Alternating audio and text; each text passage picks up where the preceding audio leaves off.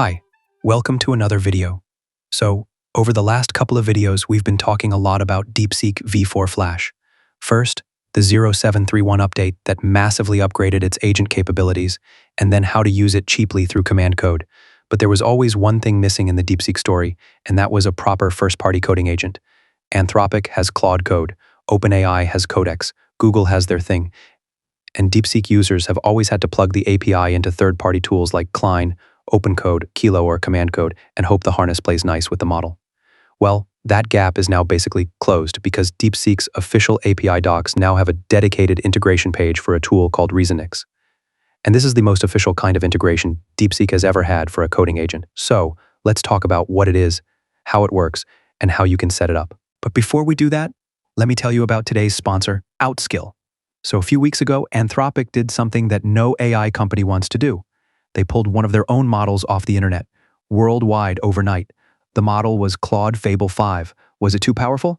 Then 2.5 weeks later, the ban was lifted and Fable 5 came right back online, more capable than before. Now, a model doesn't get banned and then reinstated unless it actually matters.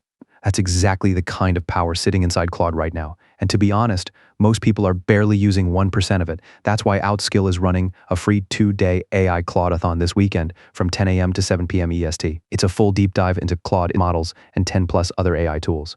It's usually paid, but the first 1,000 people who sign up through my link get in with a 100% discount. Over 10 million people around the world have already gone through this training. In 2 days, you'll run deep research with Claude, build artifacts and dashboards, put together full presentations, and set up connectors that automate the boring stuff, even your job search. You'll also get hands-on with Claude Code, build your own AI agents, and generate AI visuals and videos. And you're being mentored by actual leaders from Microsoft, Google, Amazon, and NVIDIA. If you attend, you also unlock bonuses worth over $5,100. That includes 50 secret Claude codes, a complete AI prompt library, and a personalized AI toolkit builder. If you're even a little serious about Claude, this isn't one to skip. Grab your free seat through the link in the description and the pinned comment. Now, back to the video. So first, what is Reasonix? Reasonix is a DeepSeek-native coding agent that runs in the terminal. And the key phrase here is DeepSeek-native. This is not another multi-provider tool where DeepSeek is just one entry and a long model dropdown. Reasonix talks directly to api.deepseek.com without a translation shim in between. No OpenAI compatibility layer, no adapter, no proxy. The whole agent is engineered around how DeepSeek's API actually behaves. Now, let me be precise about the official part, because I want to be honest here. Reasonix itself is not made by DeepSeek. It's an open-source project maintained by S-Engine on GitHub. It's MIT licensed, and it's community developed with around 4.6 thousand stars at the moment. The repo itself doesn't claim any official DeepSeek endorsement. But, and this is the important part, DeepSeek has now put Reasonix directly into their official API documentation, with its own quick start page under agent integrations. And DeepSeek does not do this for random tools. Their docs are pretty minimal in general. So when the company itself is documenting how to use this specific agent with their API, complete with setup instructions and commands, that is the closest thing to an official DeepSeek coding agent that has ever existed. It's kind of like how it went with GLM and their coding plans, where specific harnesses got blessed by the lab itself. The lab picking your tool is the endorsement. And when you look at how Reasonix is built, you can see why DeepSeek picked it, because the whole design lines up perfectly with how DeepSeek's API works. The README describes 3 main pillars. The first one is a cache-first loop. The entire agent loop is organized to keep the prompt prefix byte stable across turns. So DeepSeek's prefix caching keeps hitting over and over. We talked about this in the command code video. In agentic coding, most of your tokens are the agent rereading the same context in a loop, and on DeepSeek, cache hits are dramatically cheaper. Reasonix takes this to the extreme. They even publish a real case study of a long-running session with 435 million input tokens at a 99.82% cache hit rate, which cost around $12 instead of the roughly $61 it would have cost without caching. So, the tagline is literally prefix cache stability. Leave it running. That is a very DeepSeek way to design an agent. The second pillar is tool call repair. When the model produces a slightly malformed tool call, Reasonix repairs it instead of just failing the turn. And if you remember, this is the exact same thing, command code highlighted, when they integrated V4 Flash 0731. Open models sometimes fumble tool calls, and a harness that fixes them on the fly gets way more reliable agentic behavior out of the same model. And the third pillar is cost control. By default, Reasonix runs on DeepSeek V4 Flash, which after the 0731 update is honestly a really strong default. And then when you hit something genuinely hard, you just type /pro and it uses DeepSeek V4 Pro for the next turn only and then drops back to Flash. If you want Pro for the whole session, you run /preset max. So the expensive model is one command away, but you're not paying Pro prices for every trivial file edit. This Flash first approach is exactly the workflow I recommended in the last video, except here it's built directly into the agent. Now, let's set it up, because this is genuinely one of the easiest setups I've seen. First, you need Node.